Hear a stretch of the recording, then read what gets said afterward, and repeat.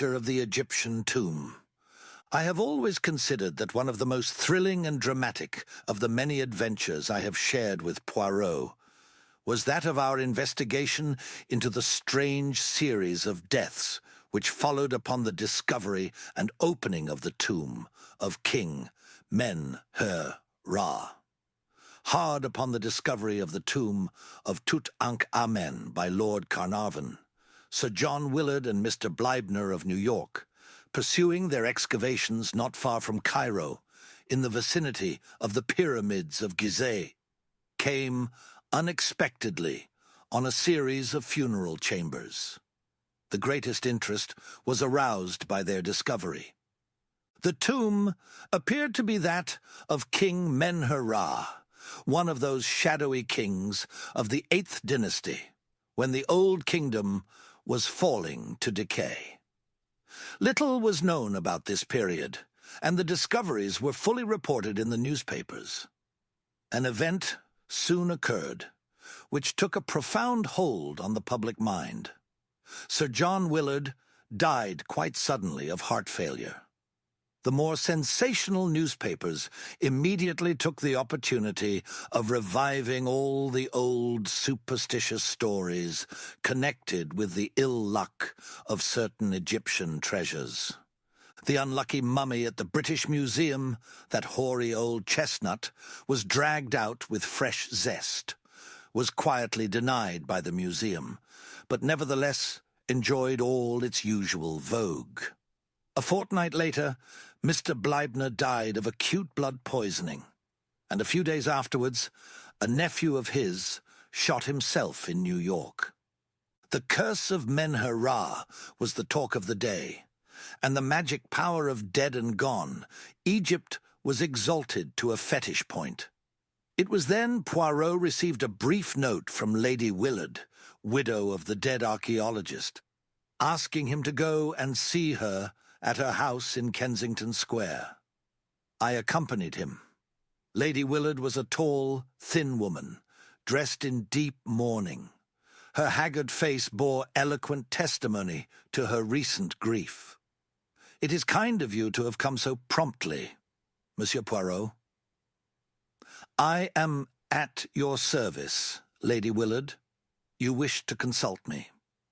"You are, I am aware, a detective. But it is not only as a detective that I wish to consult you. You are a man of original views, I know. You have imagination, experience of the world. Tell me, Monsieur Poirot, what are your views of the supernatural?" Poirot hesitated for a moment before he replied. He seemed to be considering. Finally he said, "Let us not misunderstand each other, Lady Willard.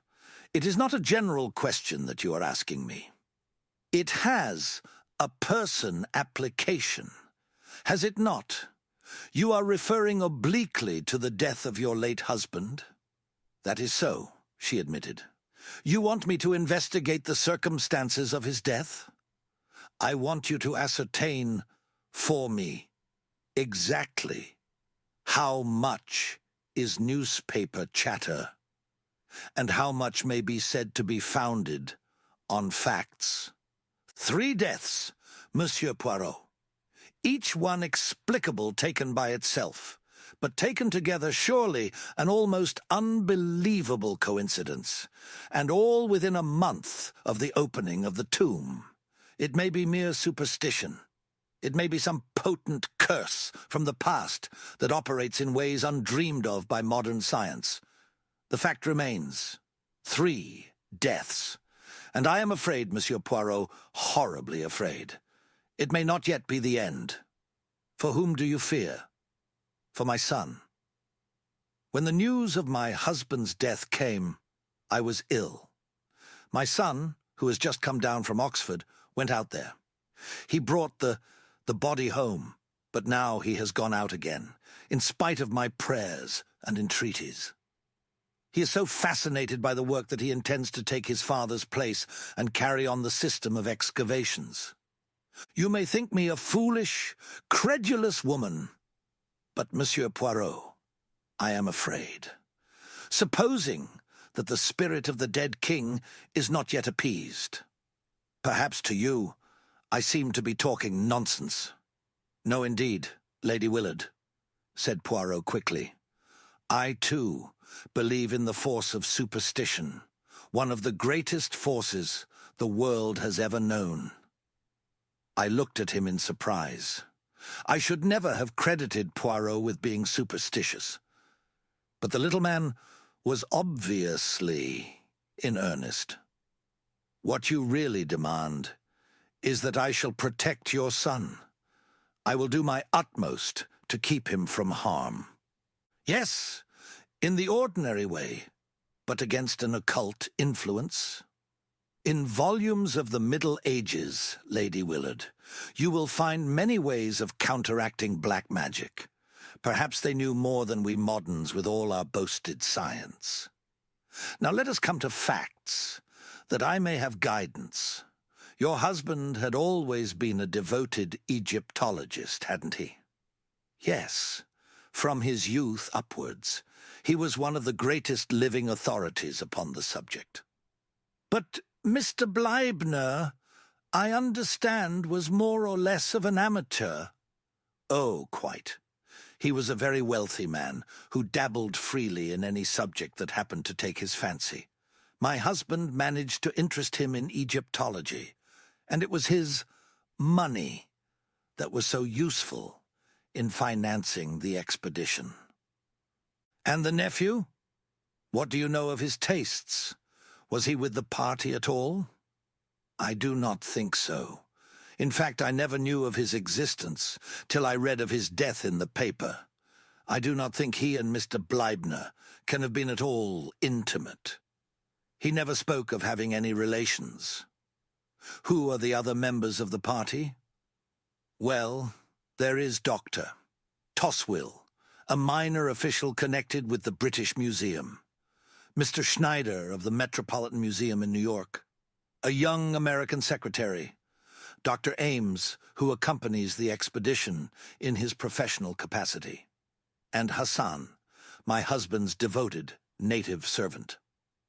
Well, there is... Do you remember the name of the American secretary? Harper, I think, but I cannot be sure. He had not been with Mr. Bleibner very long, I know. He was a very pleasant young fellow. Thank you, Lady Willard. If there is anything else... For the moment, nothing. Leave it now in my hands, and be assured that I will do all that is humanly possible to protect your son. They were not exactly reassuring words, and I observed Lady Willard wince as he uttered them. Yet, at the same time, the fact that he had not pooh-poohed her fears seemed in itself to be a relief to her. For my part, I had never before suspected that Poirot had so deep a vein of superstition in his nature. I tackled him on the subject as we went homewards. His manner was grave and earnest. But yes, Hastings, I believe in these things. You must not underrate the force of superstition. What are we going to do about it? Toujours pratique, the good Hastings. Eh bien, to begin with, we are going to cable to New York for fuller details of young Mr. Bleibner's death. He duly sent off his cable. The reply was full and precise. Young Rupert Bleibner had been in low water for several years. He had been a beachcomber and a remittance man in several South Sea islands, but had returned to New York 2 years ago, where he had rapidly sunk lower and lower. The most significant thing to my mind was that he had recently managed to borrow enough money to take him to Egypt. "I've a good friend there I can borrow from," he had declared. Here, however, his plans had gone awry. He had returned to New York, cursing his skinflint of an uncle who cared more for the bones of dead and gone kings than his own flesh and blood. It was during his sojourn in Egypt that the death of Sir John Willard occurred. Rupert had plunged once more into his life of dissipation in New York, and then, without warning, he had committed suicide, leaving behind him a letter which contained some curious phrases. It seemed written in a sudden fit of remorse. he referred to himself as a leper and an outcast, and the letter ended by declaring that such as he were better dead. A shadowy theory leapt into my brain. I had never really believed in the vengeance of a long-dead Egyptian king. I saw here a more modern crime. Supposing this young man had decided to do away with his uncle, preferably by poison, by mistake. Sir John Willard receives the fatal dose. The young man returns to New York, haunted by his crime. The news of his uncle's death reaches him. He realizes how unnecessary his crime has been, and stricken with remorse, takes his own life. I outlined my solution to Poirot. He was interested. "It is ingenious, what you have thought of there. Decidedly, it is ingenious. It may even be true, but you leave out of count the fatal influence of the tomb." I shrugged my shoulders. "You still think that has something to do with it?" "So much so, mon ami, that we start for Egypt tomorrow." "What?" I cried, astonished. "I have said it." An expression of conscious heroism spread over Poirot's face. Then he groaned. "But oh," he lamented, "the sea, the hateful sea." It was a week later. Beneath our feet was the golden sand of the desert. The hot sun poured down overhead. Poirot, the picture of misery, wilted by my side. The little man was not a good traveller. Our 4 days' voyage from Marseille had been one long agony to him. He had landed at Alexandria the wraith of his former self. Even his usual neatness had deserted him. We had arrived in Cairo and had driven out at once to the Mina House Hotel, right in the shadow of the pyramids. The charm of Egypt had laid hold of me. Not so Poirot. Dressed precisely the same as in London, he carried a small clothes brush in his pocket and waged an unceasing war on the dust which accumulated on his dark apparel. "And my boots," he wailed. "Regard them, Hastings. My boots of the neat patent leather, usually so smart and shining. See, the sand is inside them, which is painful, and outside them, which outrages the eyesight. Also, the heat. It causes my mustaches to become limp. But limp. Look at the Sphinx," I urged. "Even I can feel the mystery and the charm it exhales." Poirot looked at it discontentedly. "It is not the air, Happy," he declared. "How could it, half buried in sand in that untidy fashion? Ah, this cursed sand." "Come now, there's a lot of sand in Belgium," I reminded him, mindful of a holiday spent at Nocques-sur-Mer in the midst of Les Dunes. Impeccable, as the guidebook had phrased it. "Not in Brussels," declared Poirot. He gazed at the pyramids thoughtfully. "It is true that they, at least, are of a shape solid and geometrical, but their surface is of an unevenness most unpleasing. And the palm trees, I like them not. Not even do they plant them in rows." I cut short his lamentations by suggesting that we should start for the camp. We were to ride there on camels, and the beasts were patiently kneeling, waiting for us to mount, in charge of several picturesque boys, headed by a voluble dragoman. I pass over the spectacle of Poirot on a camel.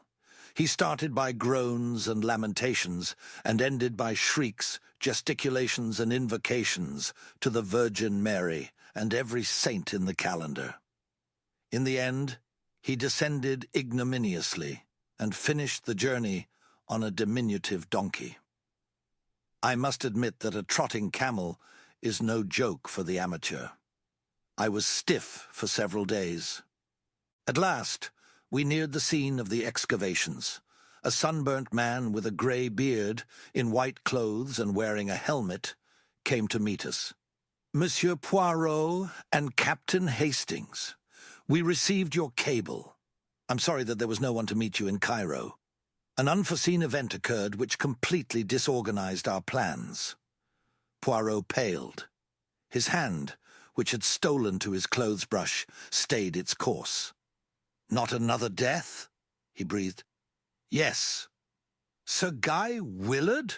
I cried. "No, Captain Hastings. My American colleague, Mr. Schneider." "And the cause?" demanded Poirot. "Tetanus." I blanched. All around me I seemed to feel an atmosphere of evil, subtle and menacing. A horrible thought flashed across me. Supposing I were the next? "Mon Dieu," said Poirot in a very low voice, "I do not understand this. It is horrible. Tell me, monsieur, there is no doubt that it was tetanus." "I believe not, but Dr. Ames will tell you more than I can do." "My name is Toswell." This, then, was the British expert described by Lady Willard as being a minor official at the British Museum. There was something at once grave and steadfast about him that took my fancy. "If you will come with me," continued Dr. Toswell, "I will take you to Sir Guy Willard. He was most anxious to be informed as soon as you should arrive." We were taken across the camp to a large tent. Dr. Toswell lifted up the flap, and we entered. 3 men were sitting inside. "Monsieur Poirot and Captain Hastings have arrived, Sir Guy," said Toswell. The youngest of the 3 men jumped up and came forward to greet us. There was a certain impulsiveness in his manner which reminded me of his mother. He was not nearly so sunburnt as the others, and that fact, coupled with a certain haggardness round the eyes, made him look older than his 22 years. He was clearly endeavouring to bear up under a severe mental strain. He introduced his 2 companions, Dr. Ames, a capable-looking man of 30-odd, with a touch of greying hair at the temples, and Mr. Harper, the secretary, a pleasant, lean young man wearing the national insignia of horn-rimmed spectacles. After a few minutes' desultory conversation, the latter went out, and Dr. Toswell followed him. We were left alone with Sir Guy and Dr. Ames. "Please ask any questions you want to ask, Monsieur Poirot," said Willard. "We are utterly dumbfounded at this strange series of disasters. But it isn't, it can't be, anything but coincidence." There was a nervousness about his manner which rather belied the words. I saw that Poirot was studying him keenly. "Your heart is really in this work, Sir Guy?" "Rather. No matter what happens, or what comes of it, the work is going on. Make up your mind to that." Poirot wheeled round on the other. "What have you to say to that, Monsieur le Docteur?" "Well," drawled the doctor, "I am not for quitting myself." Poirot made one of those expressive grimaces of his. "Then, evidement, we must find out just how we stand. When did Mr. Schneider's death take place?" 3 days ago. "You are sure it was tetanus?" "Dead sure." "It couldn't have been a case of strychnine poisoning, for instance?" "No, Monsieur Poirot. I see what you're getting at, but it was a clear case of tetanus." "Did you not inject anti-serum?" "Certainly we did," said the doctor dryly. "Every conceivable thing that could be done was tried." "Had you the anti-serum with you?" "Number, we procured it from Cairo." "No, not one." "Are you certain that the death of Mr. Bleibner was not due to tetanus?" "Absolutely plumb certain. He had a scratch upon his thumb which became poisoned, and septicemia set in. It sounds pretty much the same to a layman, I dare say, but the 2 things are entirely different. Then we have 4 deaths, all totally dissimilar. 1 heart failure, 1 blood poisoning, 1 suicide, and 1 tetanus." "Exactly, Monsieur Poirot. Are you certain that there is nothing which might link the 4 together?" "I don't quite understand you." "I will put it plainly. Was any act committed by those four men which might seem to denote disrespect to the spirit of Men-a-Ra? The doctor gazed at Poirot in astonishment. "You're talking through your hat, Monsieur Poirot. Surely you've not been guyed into believing all that fool talk." Poirot remained placidly immovable, blinking a little out of his green cat's eyes. "So you do not believe it, Monsieur le Docteur?" "No, sir, I do not," declared the doctor emphatically. "I am a scientific man, and I believe only what science teaches." "Was there no science, then, in ancient Egypt?" asked Poirot softly. He did not wait for a reply, and indeed, doctor. Ames seemed rather at a loss for the moment. No, do not answer me, but tell me this. What do the native workmen think?" "I guess," said Dr. Ames, "that where white folk lose their heads, natives aren't going to be far behind.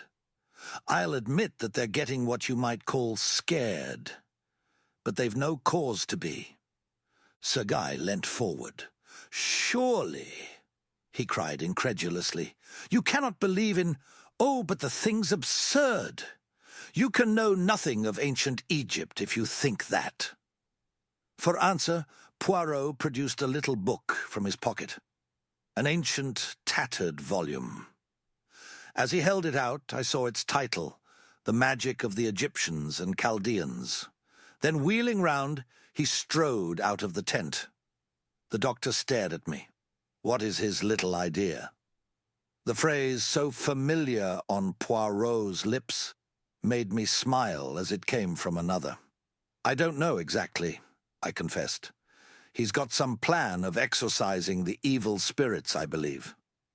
I went in search of Poirot and found him talking to the lean-faced young man who had been the late Mr. Bleibner's secretary.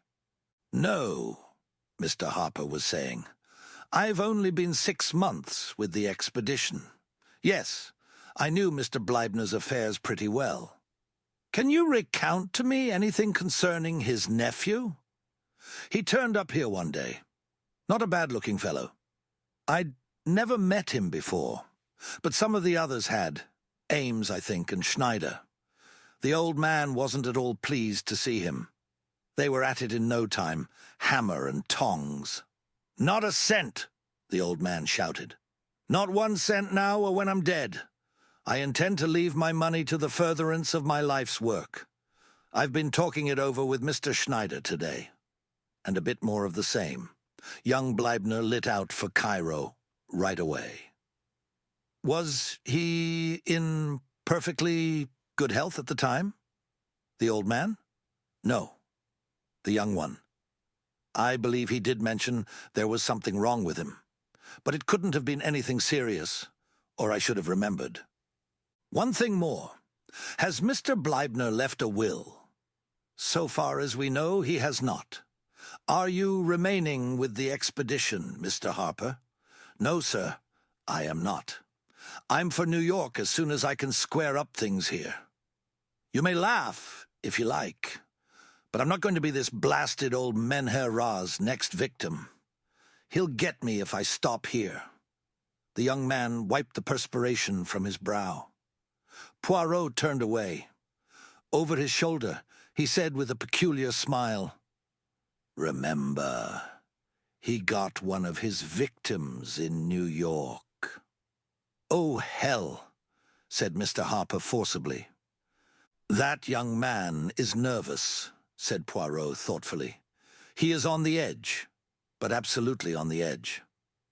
I glanced at Poirot curiously, but his enigmatical smile told me nothing. In company with Sir Guy Willard and Dr. Toswell, we were taken round the excavations. The principal finds had been removed to Cairo, but some of the tomb furniture was extremely interesting. The enthusiasm of the young baronet was obvious, but I fancied that I detected a shade of nervousness in his manner, as though he could not quite escape from the feeling of menace in the air. As we entered the tent which had been assigned to us, for a wash before joining the evening meal, A tall, dark figure in white robes stood aside to let us pass, with a graceful gesture and a murmured greeting in Arabic. Poirot stopped. "You are Hassan, the late Sir John Willard's servant?" "I served my lord, Sir John. Now I serve his son." He took a step nearer to us and lowered his voice. "You are a wise one, they say, learned in dealing with evil spirits. Let the young master depart from here. There is evil in the air around us." And with an abrupt gesture, not waiting for a reply, he strode away. "Evil in the air," muttered Poirot. "Yes, I feel it." Our meal was hardly a cheerful one. The floor was left to Dr. Toswell, who discoursed at length upon Egyptian antiquities. Just as we were preparing to retire to rest, Sir Guy caught Poirot by the arm and pointed. A shadowy figure was moving amidst the tents. It was no human one. I recognized distinctly the dog-headed figure I had seen carved on the walls of the tomb. My blood literally froze at the sight. "Mon Dieu," murmured Poirot, crossing himself vigorously. "Anubis, the jackal-headed, the god of departing souls." "Someone is hoaxing us," cried Dr. Toswell, rising indignantly to his feet. "It went into your tent, Harper," muttered Sir Guy, his face dreadfully pale. "No," said Poirot, shaking his head. "Into that of the doctor, Ames." The doctor stared at him incredulously. Then, repeating Dr. Toswell's words, he cried, "Someone is hoaxing us. Come, we'll soon catch the fellow." He dashed energetically in pursuit of the shadowy apparition. I followed him, but search as we would, we could find no trace of any living soul having passed that way. We returned, somewhat disturbed in mind, to find Poirot taking energetic measures, in his own way, to ensure his personal safety. He was busily surrounding our tent with various diagrams and inscriptions which he was drawing in the sand. I recognized the five-pointed star, or pentagon, many times repeated. As was his wont, Poirot was at the same time delivering an impromptu lecture on witchcraft and magic in general, white magic as opposed to black, with various references to the Ka and the Book of the Dead thrown in. It appeared to excite the liveliest contempt in Dr. Toswell, who drew me aside, literally snorting with rage. "Balderdash, sir," he exclaimed angrily. "Pure balderdash. The man's an impostor. He doesn't know the difference between the superstitions of the Middle Ages and the beliefs of ancient Egypt. Never have I heard such a hodgepodge of ignorance and credulity." I calmed the excited expert and joined Poirot in the tent. My little friend was beaming cheerfully. "We can now sleep in peace," he declared happily, "and I can do with some sleep. My head, it aches abominably. Ah, for a good tisane." As though in answer to prayer, the flap of the tent was lifted, and Hassan appeared, bearing a steaming cup which he offered to Poirot. It proved to be chamomile tea, a beverage of which he is inordinately fond. Having thanked Hassan and refused his offer of another cup for myself, we were left alone once more. I stood at the door of the tent some time after undressing, looking out over the desert. "A wonderful place," I said aloud, "and a wonderful work. I can feel the fascination. This desert life, this probing into the heart of a vanished civilization. Surely, Poirot, you too must feel the charm." I got no answer, and I turned, a little annoyed. My annoyance was quickly changed to concern. Poirot was lying back across the rude couch, his face horribly convulsed. Beside him was the empty cup. I rushed to his side, then dashed out and across the camp to Dr. Ames's tent. "Dr. Ames!" I cried. "Come at once!" "What's the matter?" said the doctor, appearing in pajamas. "My friend, He's ill, dying, the chamomile tea. Don't let Hassan leave the camp. Like a flash, the doctor ran to our tent. Poirot was lying as I left him. Extraordinary, cried Ames. Looks like a seizure. Or, what did you say about something he drank? He picked up the empty cup. Only I did not drink it, said a placid voice. We turned in amazement. Poirot was sitting up on the bed. He was smiling. No, he said gently. I did not drink it.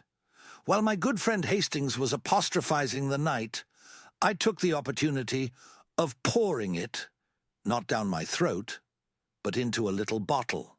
That little bottle will go to the analytical chemist. No, as the doctor made a sudden movement, as a sensible man, you will understand that violence will be of no avail. During Hastings' brief absence to fetch you, I have had time to put the bottle in safekeeping. Ah, quick, Hastings, hold him. I misunderstood Poirot's anxiety.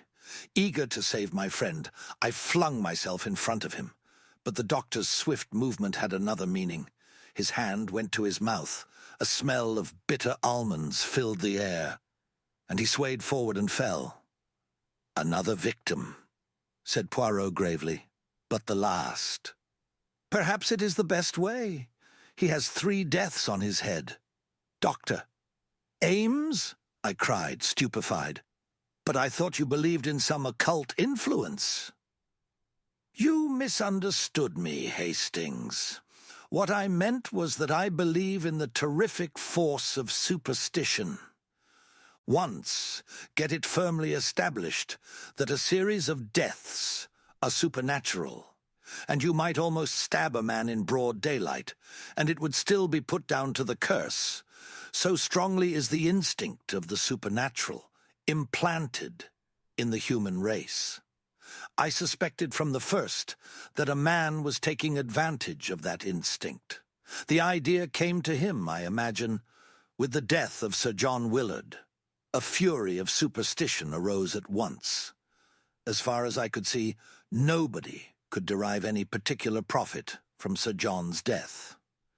Mr. Bleibner was a different case. He was a man of great wealth. The information I received from New York contained several suggestive points. To begin with, young Bleibner was reported to have said he had a good friend in Egypt from whom he could borrow. It was tacitly understood that he meant his uncle, but it seemed to me that in that case he would have said so outright. The words suggest some boon companion of his own. Another thing, he scraped up enough money to take him to Egypt. His uncle refused outright to advance him a penny, yet he was able to pay the return passage to New York. Someone must have lent him the money. All that was very thin, I objected. But there was more.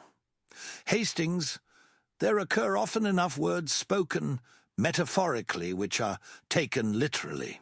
The opposite can happen too. In this case, words which were meant literally were taken metaphorically. Young Bleibner wrote plainly enough, "I am a leper," but nobody realized that he shot himself because he believed that he had contracted the dread disease of leprosy. "What?" I ejaculated. It was the clever invention of a diabolical mind. Young Bleibner was suffering from some minor skin trouble. He had lived in the South Sea Islands, where the disease is common enough. Ames was a former friend of his, and a well-known medical man. He would never dream of doubting his word. When I arrived here, my suspicions were divided between Harper and Dr. Ames, but I soon realized that only the doctor could have perpetrated and concealed the crimes, and I learnt from Harper that he was previously acquainted with young Bleibner. Doubtless the latter at some time or another had made a will or had insured his life in favor of the doctor. The latter saw his chance of acquiring wealth. It was easy for him to inoculate Mr. Bleibner with the deadly germs. Then the nephew, overcome with despair at the dread news his friend had conveyed to him, shot himself. Mr. Bleibner, whatever his intentions, had made no will. His fortune would pass to his nephew, and from him to the doctor. And Mr. Schneider? We cannot be sure. He knew young Bleibner too, remember, and may have suspected something. Or again, the doctor may have thought that a further death, motiveless and purposeless, would strengthen the coils of superstition. Furthermore, I will tell you an interesting psychological fact, Hastings. A murderer has always a strong desire to repeat his successful crime. The performance of it grows upon him. Hence, my fears for young Willard. The figure of Anubis you saw tonight was Hassan, dressed up by my orders. I wanted to see if I could frighten the doctor, but it would take more than the supernatural to frighten him. I could see that he was not entirely taken in by my pretenses of belief in the occult. The little comedy I played for him did not deceive him. I suspected that he would endeavor to make me the next victim. But in spite of la mer maudite, the heat abominable, and the annoyances of the sand, the little grey cells still functioned. Poirot proved to be perfectly right in his premises. Young Bleibner, some years ago, in a fit of drunken merriment, had made a jocular will, leaving my cigarette case you admire so much, and everything else of which I die possessed, which will be principally debts, to my good friend, Robert Ames, who once saved my life from drowning. The case was hushed up as far as possible, and to this day, people talk of the remarkable series of deaths in connection with the tomb of Menher-Ra as a triumphal proof of the vengeance of a bygone king upon the desecrators of his tomb. A belief which, as Poirot pointed out to me, is contrary to all Egyptian belief and thought.